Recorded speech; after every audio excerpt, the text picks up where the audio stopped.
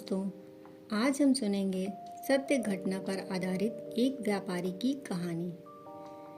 तो शुरू करते हैं।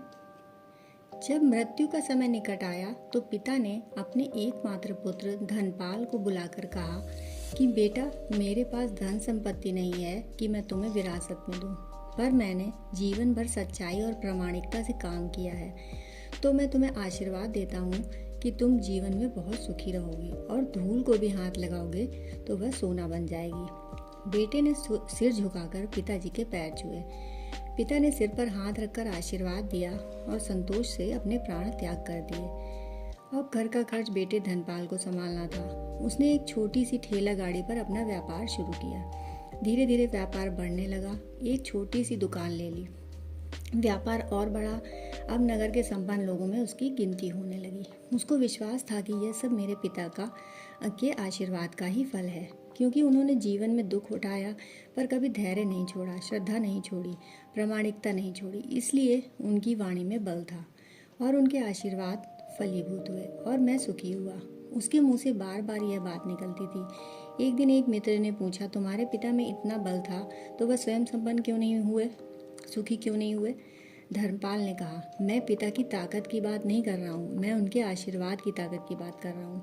इस प्रकार वह बार बार अपने पिता के आशीर्वाद की बात करता तो लोगों ने उसका नाम ही रख दिया था बाप का आशीर्वाद। धर्मपाल को इससे बुरा नहीं लगता। वह कहता, मैं अपने पिता के आशीर्वाद के काबिल निकलूं, यही मैं चाहता हूँ। ऐसा करते हुए कई साल बीत गए। वह विदेशों में व्यापार करने लगा। जहाँ भी व्यापार करता उसे बहुत लाभ होता। एक बार उसके मन में आया कि मुझे लाभ ही लाभ होता है तो मैं एक बार नुकसान का अनुभव करूं। तो उसने अपने एक मित्र से पूछा कि ऐसा व्यापार बताओ जिससे मुझे नुकसान हो। मित्र को लगा कि इसको अपनी सफलता का और पैसों का घमंड हो गया है। इसका घमंड दूर करने के लिए इसको ऐसा धंधा बताऊं कि इसको नुकसान ही नुकसान हो। तो उसने उसको बताया कि तुम भारत में लौंग खरीदो और जहाज में भरकर अफ्रीका के जंजीबार में जाकर बेचो। धर्मपाल को यह बात ठीक लगी। जंजीबार तो लौंग का ही देश है। वहाँ से लौंग भारत में लाते हैं और यहाँ 10-12 गुना भाव पर बेचते हैं। भारत में खरीद कर के जंजीबार में बेचे तो साफ नुकसान सामने दिख रहा था। परंतु धर्मपाल ने तय किया कि मैं भारत से लौंग खरीद कर जंजीबार खुद लेकर जाऊँगा। देखूँ कि पिता का आशीर्वाद कितना साथ देता है।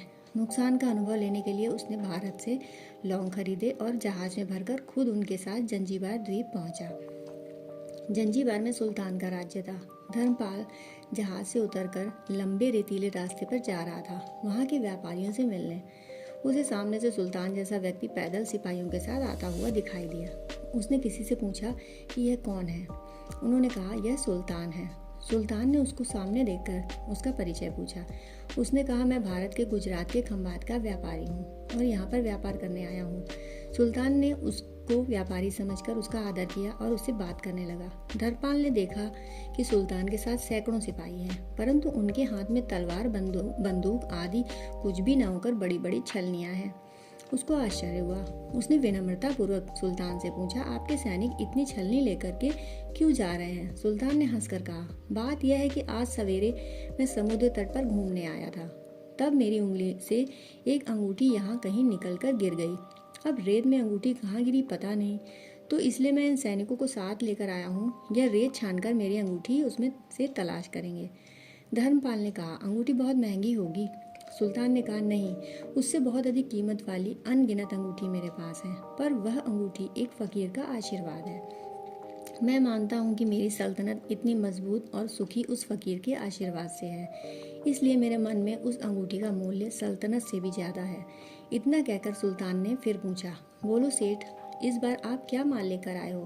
धर्मपाल ने कहा कि लौंग। सुल्तान के आश्चर्य का ठिकाना नहीं रहा। यह तो लौंग का ही देश है सेठ, यहाँ लौंग बेचने आए हो? किसने आपको ऐसी सलाह दी? जरूर वह कोई आपका दुश्मन होगा। यहाँ तो एक पैसे में मुट्ठी भर लौंग मिलते हैं। यहाँ कौन लौंग खरीदेगा और तुम क्या कमाओगे? धर्मपाल ने कहा, मुझे यही तो देखना है कि यहाँ भी मुनाफा होता है या नहीं। मेरे पिता के आशीर्वाद से आज तक मैंने जो भी धंधा किया उसमें मुनाफा ही मुनाफा हुआ, तो अब मैं देखना चाहता हूँ कि उनका आशीर्वाद यहाँ पर भी फलता है या नहीं। सुल्तान ने पूछा, पिता का आशीर्वाद, इसका क्या मतलब? धर्मपाल ने कहा, मेरे पिता सारे जीवन ईमानदारी और प्रामाणिकता से काम करते रहे, परंतु धन नहीं कमा सके।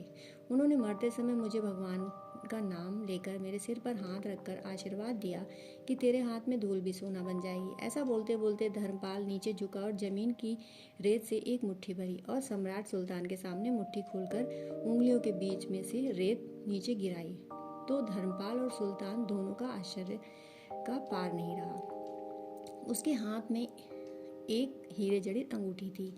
यह वही सुल्तान की गुमी हुई अंगूठी थी। अंगूठी देखकर सुल्तान बहुत प्रसन्न हुआ। बोला, वाह खुदा, आपकी करामात का पार नहीं, आप पिता के आशीर्वाद को सच्चा करते हो। धर्मपाल ने कहा, फकीर के आशीर्वाद को भी वही परमात्मा सच्चा करता है। सुल्तान और खुश हुआ, धर्मपाल को गले लगाया और कहा, मांग सेठ, आज तू जो मांगेगा मैं दूंगा। धर्मपाल ने कहा, आप 100 वर्ष तक जीवित रहो और प्रजा का अच्छी तरह से पालन करो, प्रजा सुखी रहे, इसके अलावा मुझे कुछ नहीं चाहिए। सुल्तान और अधिक प्रसन्न हो गया। उसने कहा, सेठ, तुम्हारा सारा माल मैं आज खरीदता हूँ और तुम्हारी मुंह मांगी कीमत दूंगा। इस कहानी से शिक्षा मिलती है कि पिता के आशीर्वाद हो तो दुनिया की कोई ताकत कहीं भी तुम्हें पराजित नहीं होने देगी। पिता और माता की सेवा का फल निश्चित रूप से मिलता है। आशीर्वाद जैसी और कोई संपत्ति नहीं। बालक के मन को जानने वाली माँ और भविष्य को संवारने वाले पिता, यही दुनिया के 2 महान ज्योतिषी हैं। अपने बुजुर्गों का सम्मान करें, यही भगवान की सबसे बड़ी सेवा है।